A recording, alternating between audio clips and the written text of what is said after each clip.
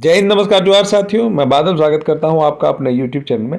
JSSC CGL मामले में breaking news ही कहा जा सकता है, क्योंकि जैसी प्रगति हुई है, जो अपडेट्स हैं, ये अपडेट्स अपने आप में बहुत महत्वपूर्ण हैं, या यूं कहें कि इसके निर्णायक अपडेट्स हैं।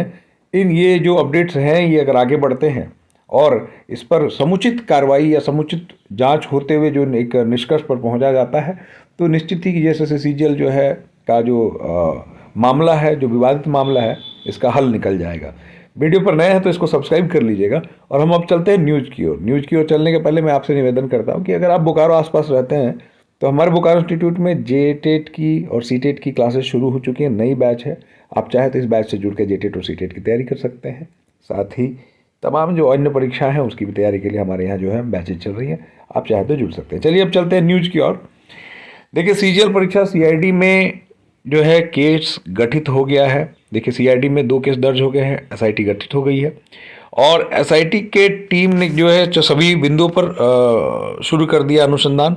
और दूसरा मुद्दा है, देखिए, कि सीआईडी डीजी ने अभ्यर्थियों से साक्ष्य प्रस्तुत करने की अपील की। 2 मुद्दे देखिए। अब मैं वीडियो के अंत में आपको बताऊंगा कि क्या कोर्ट में डेट से पहले ही परीक्षा रद्द हो सकती है। वीडियो पर नए हैं तो बने रहिए। यह देखिए कि सीजीएल परीक्षा 2023 में गड़बड़ी के आरोप में सीआईडी ने 2 केस दर्ज कर लिए हैं। पहला केस रांची पुलिस से टेक ओवर करने के बाद दर्ज किया गया, जो रातू थाने में दर्ज हुआ था। दूसरा केस झारखंड कर्मचारी चयन आयोग। जी, यहाँ देखिए महत्वपूर्ण बात है, जेएसएससी सीजीएल की शिकायत पर भी एक केस दर्ज किया गया है। वहीं इस मामले में अनुसंधान के लिए डीजीपी सह सीआईडी की डीजी अनुराग गुप्ता ने एसआईटी भी गठित कर दी है। एसआईटी का अध्यक्ष सीआईडी के डीआईजी संध्या रानी मेहता को बनाया गया है। संध्या रानी मेहता एक तेज तर्रार अधिकारी के रूप में जानी जाती हैं। वो कभी पास्ट में बोकारो में भी पोस्टेड रही थी और उन्होंने बहुत अच्छा काम किया था।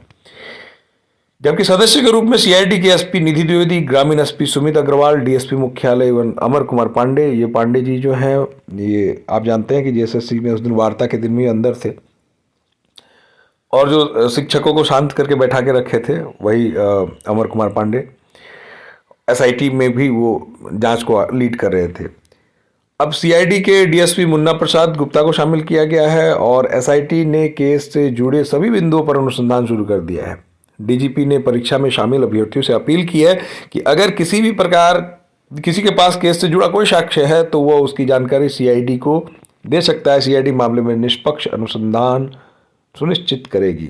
अब इसका मतलब ये हो गया कि जिनके पास भी जो सबूत है, इन सबूतों को अगर पेश किया जाता है तो इस पर निष्पक्ष अनुसंधान होगी, ऐसा कहा जा रहा है।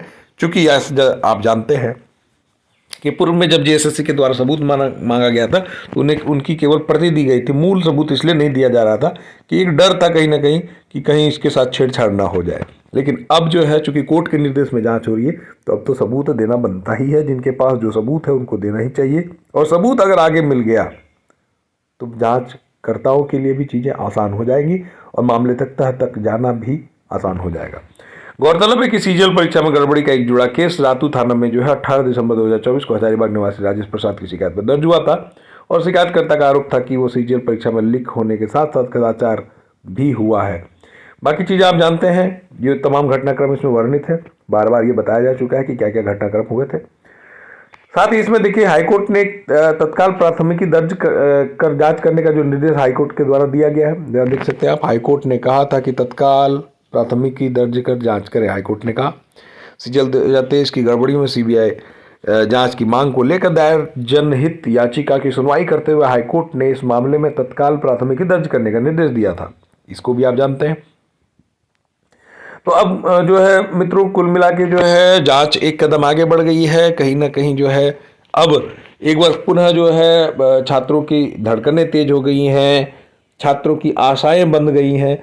दोनों पक्षों की आशाएं बंधी होंगी। जाहिर सी बात है कि जो लोग सेलेक्ट हुए हैं उनको भी लगता है कि कुछ ना निकले तो ज़्यादा बेहतर है, और जो लोग लगातार सड़कों पर हैं, संघर्षरत हैं, आंदोलनरत हैं, वो लोग चाहते हैं कि जो गलत है उस पर कार्रवाई की जाए। फिलहाल अब मुद्दा ये बनता है कि क्या अगर सबूत सही निकल के आते हैं तो क्या कोर्ट की डेट के पहले ही परीक्षा रद्द कर दी जाएगी। तो मित्रों, सबसे बड़ी बात मैं बता दूं कि अभी सारी चीज़ें अंडर सुपरविजन है।